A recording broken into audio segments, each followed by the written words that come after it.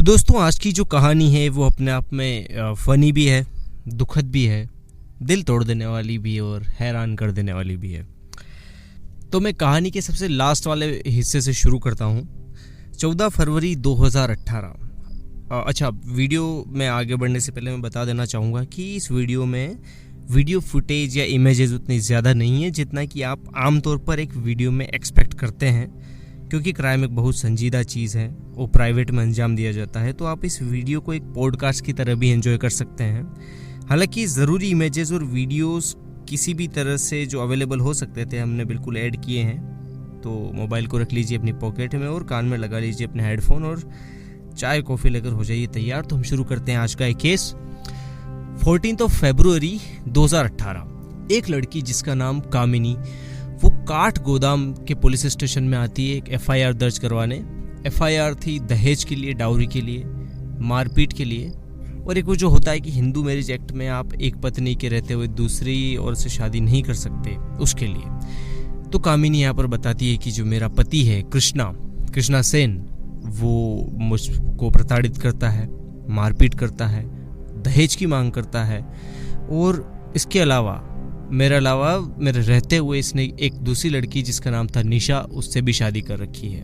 अब इस एफआईआर का संज्ञान लेते हुए काठगोदाम के सब इंस्पेक्टर संजय जोशी वो अरेस्ट कर लेते हैं कृष्णा सेन को अरेस्ट करने के बाद इसके ऊपर जांच बिठाई जाती है।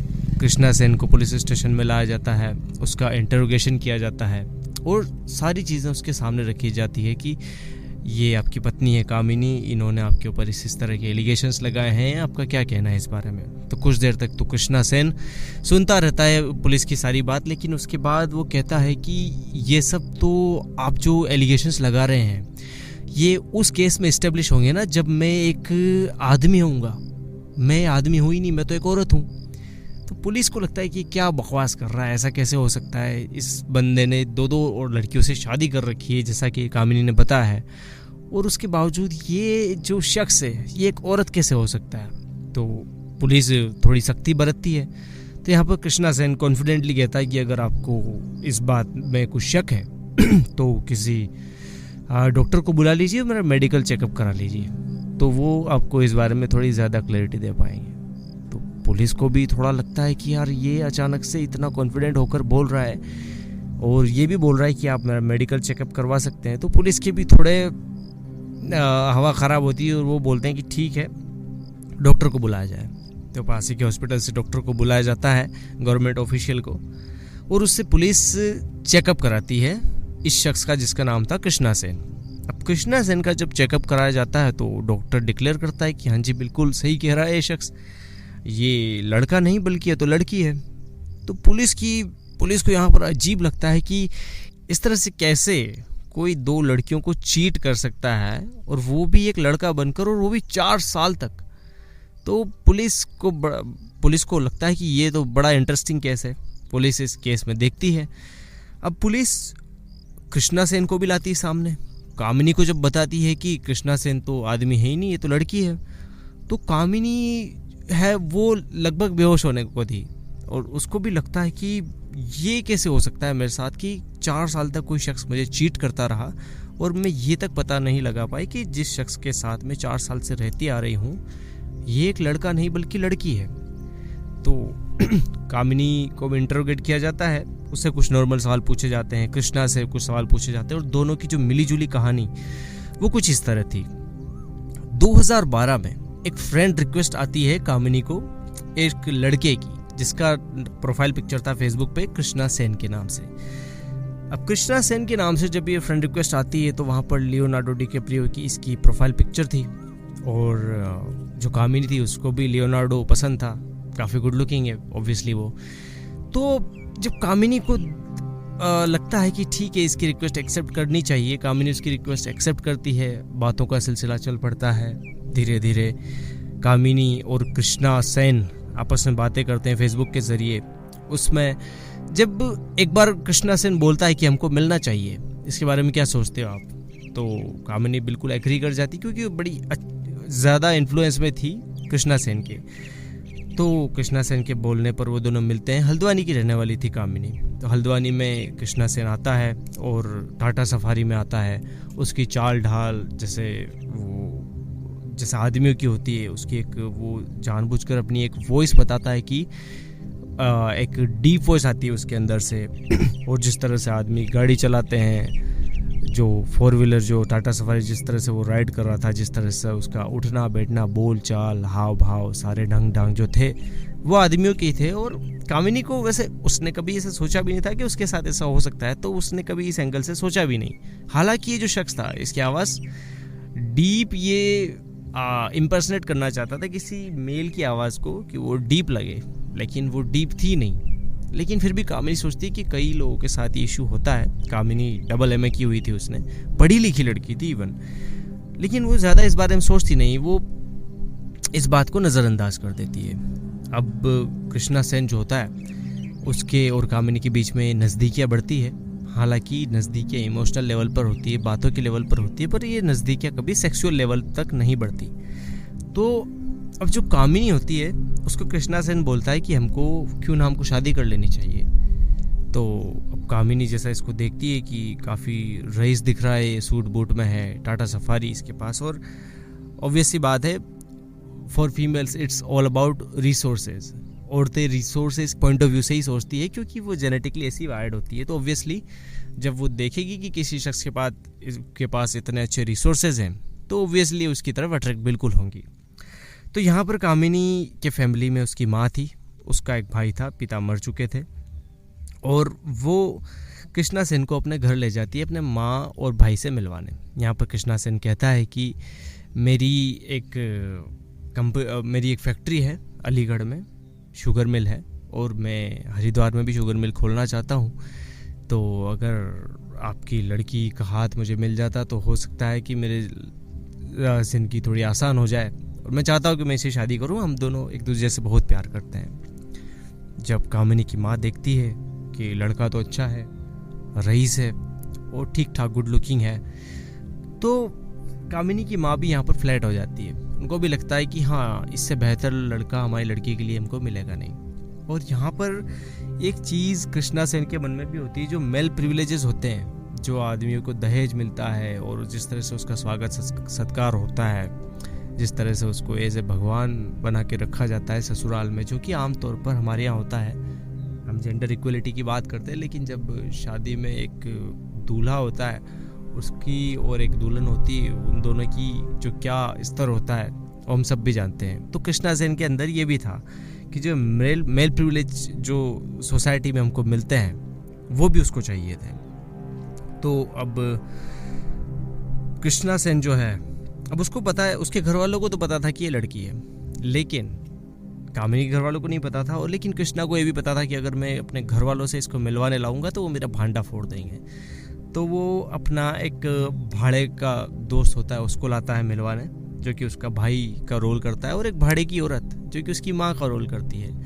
और इन दोनों को लेकर कृष्णा सेन पहुंच जाता है घर कामिनी के।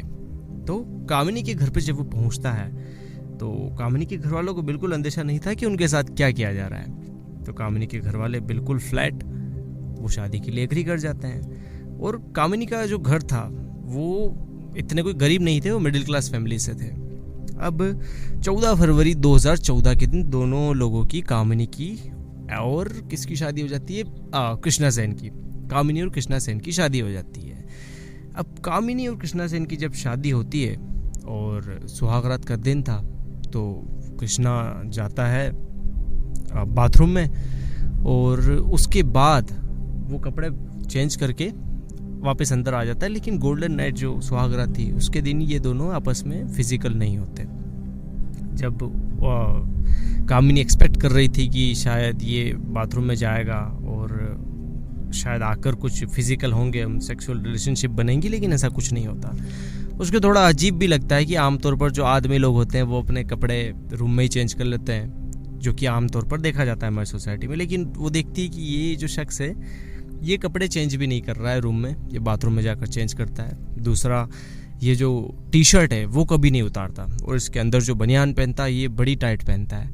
तो उसको थोड़ा अजीब लगता है, लेकिन कृष्णा सेन किसी तरह से उसको अपनी बातों में फंसा लेता है और वो कामिनी इस बारे में ज़्यादा कुछ कर नहीं पाती। अब एक दिन गुजरता है, 2 दिन गुजरता है, कामिनी वेट करती है कि शायद कुछ फिज़िकल इंटरकोर्स हो और ये रिश्ता जो है एक मुकम्मल रिश्ता हमारा बन जाए। लेकिन वो देखती है कि कृष्णा सेन उसको टच भी नहीं करता और कुछ दिन ऐसे निकल जाते हैं। उसके बाद कृष्णा जो है अपने दूसरे काम का हवाला देकर कभी अलीगढ़ का, कभी कहाँ का, और वो इधर उधर जाता रहता है। तो ये जो कामिनी थी ये देखती रहती है कि जिसका पति है कभी इधर, कभी 10-10 दिन से नहीं आ रहा है घर पे, कभी 20-20 दिन से, कभी पूरा हफ्ते के हफ्ते बाहर रहता है, और इस तरह से इसका वक्त निकलता गया। कामिनी ने अपनी जब पुलिस स्टेशन में ये भी बताया कि जब एक बार वो घूमने के लिए गए थे तब ये जो कृष्णा सेन था इसको बड़ी ज़ोर से, मतलब इसको यूरिनेट करना था, इसको पेशाब करना था, लेकिन इतना ज़ोर से आते हुए भी जैसे आमतौर पर लोग खुले में कर लेते हैं जो मेल्स होते हैं, तो उसने वो भी नहीं किया। तो कामिनी को यहाँ पर भी शक होता है। और जब कृष्णा सेन को एक क्लोज्ड बाथरूम मिला वहीं पर जाकर उसने अपना सारा यूरिनेट किया। तो यहाँ पर भी एक सवालिया निशान कामिनी के मन में आया था, लेकिन उसने इसके बारे में कुछ किया नहीं। जब उसने पूछा था कृष्णा सेन से कि ऐसा क्यों, तो बोलता है कि बस मेरा ऐसा ही है, मैं खुले में नहीं कर सकता, मेरे को अजीब लगता है। तो कामिनी को लगता है कि हो सकता है ऐसा कुछ होता हो, तो उसने उस बात को नज़रअंदाज कर दिया। लेकिन एक दिन जब काफ़ी ज़बरदस्ती करने के बाद उसने कृष्णा को बोला कि तुम अपना जो है ये जो बनियान पहन रखा है इसको उतारो, मुझे देखना है कि आखिर इशू क्या है। तब वो कृष्णा उसको पहले ही बताता रहता था मेरे साथ कुछ हार्मोनल प्रॉब्लम है, और वो नेट पर सर्च करके भी बता देता है कामिनी को कि देखिए कुछ हार्मोनल प्रॉब्लम होती है जिसकी वजह से इंसान के ब्रेस्ट बढ़ जाते हैं, वो सेक्सुअली परफॉर्म नहीं कर पाता। तो चूँकि कामिनी भी पड़ी हुई थी तो कृष्णा उसको गूगल सर्च करके बताता है, तो और जाहिर से ऐसी बातें होती है। तो जब कामिनी देखती है कि हाँ जी गूगल साहब भी यही बोल रहे हैं तो बिलीव कर लेती है, हाँ जी अभी फ़िलहाल के लिए कुछ इशू चल रहे होंगे।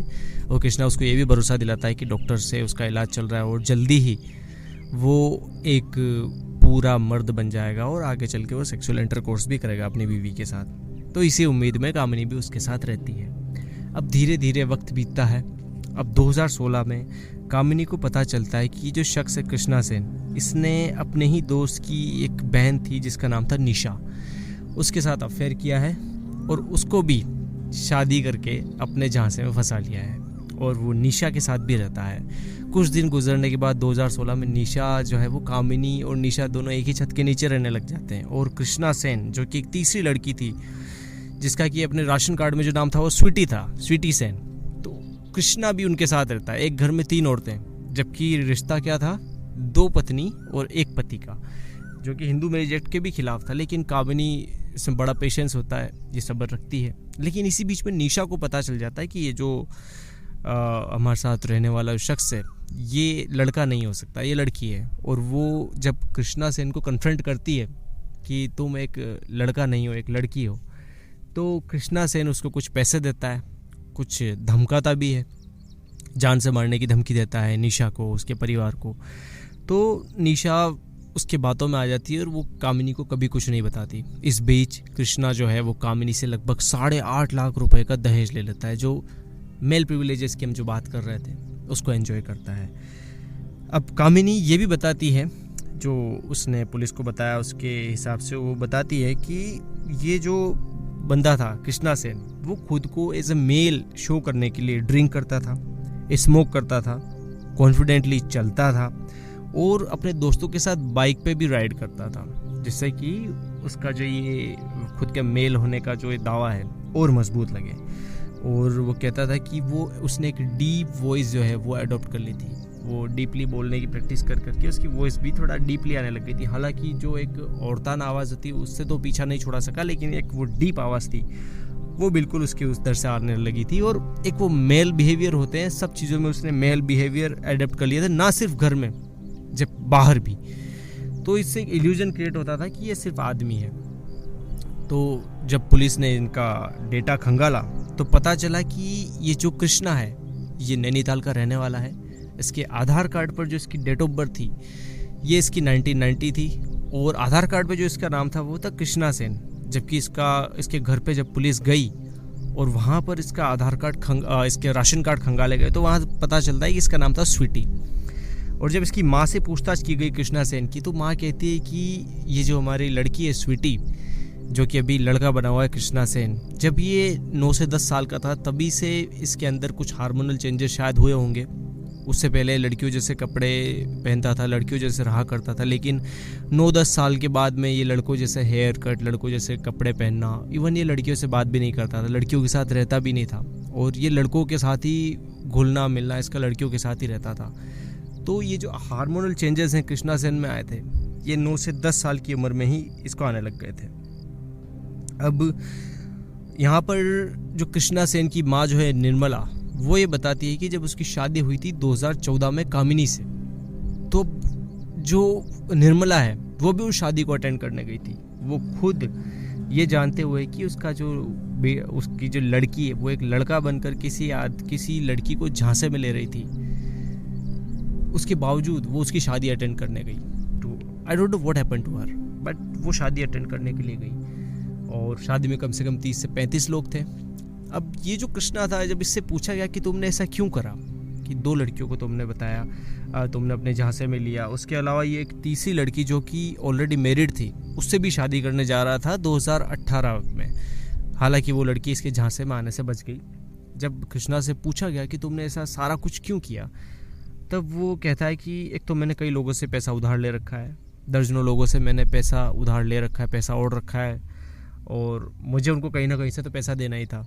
तो मैंने कामिनी के घर वालों से 8.5 लाख रुपए लिए, निशा के घर वालों से भी लिए, अगली मैं जिससे शादी करने जा रहा था मैंने उससे भी कुछ पैसा लिया है, और इस तरह से मैं उन लोगों का कर्जा चुका रहा हूँ। दूसरा ये कि जो एक मेल को प्रिविलेजेस मिलते हैं सोसाइटी में, मैं वो भी एंजॉय करना चाहता हूँ, कि वो कहता है ना, why should boys have all the fun.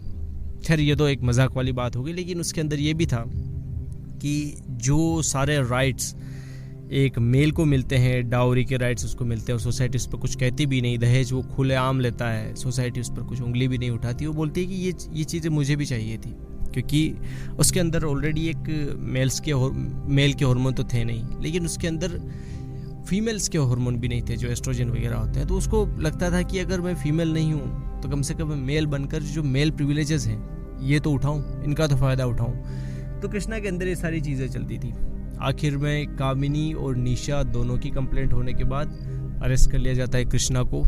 Sub inspector Sanjay Joshi वो अपनी जिम्मेदारी पूरी तरीके से निभाते हैं, काठ गोदाम के जो सब इंस्पेक्टर थे, और उसके बाद कृष्णा सेन को जेल में डाल दिया जाता है। हालांकि वो जेल में जाने के बाद वापस जमानत पर रिहा हो जाता है, लेकिन ये जो 2 लड़कियां थी कामिनी और निशा, हेड्स ऑफ टू देम, और स्पेशली टू कामिनी की 2014 में शादी होती है। 2018 तक कोई सेक्सुअल इंटरकोर्स, कोई फिजिकल रिलेशनशिप, कोई शारीरिक संबंध नहीं बनते। उसके बावजूद ये लड़की जो लॉयल्टी दिखाती है अपने हस्बैंड के लिए, जो कि एक असल में एक औरत था, दैट इज़ कमेंडेबल।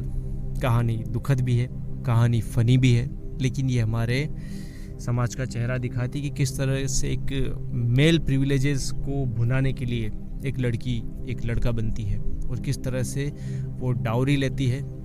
और आखिर में जाकर जो पुलिस ने इसका खिलाफ जो दहेज की जो केस दर्ज किया था, मारपीट का केस दर्ज किया था, उसको चेंज करके इसको 420 और धोखाधड़ी का केस बनाकर उसके बाद उसके ऊपर केस चलाया जाता है। फिलहाल ये जो शख्स है जेल में है, जमानत पर रिहा है, लेकिन इस तरह के जो केसेस हैं वो रेयरली देखने को मिलते हैं, लेकिन ये हमारे समाज का एक आईना भी होते हैं। तो दोस्तों ये थी आज की कहानी। Thank you so much. See you in the next video.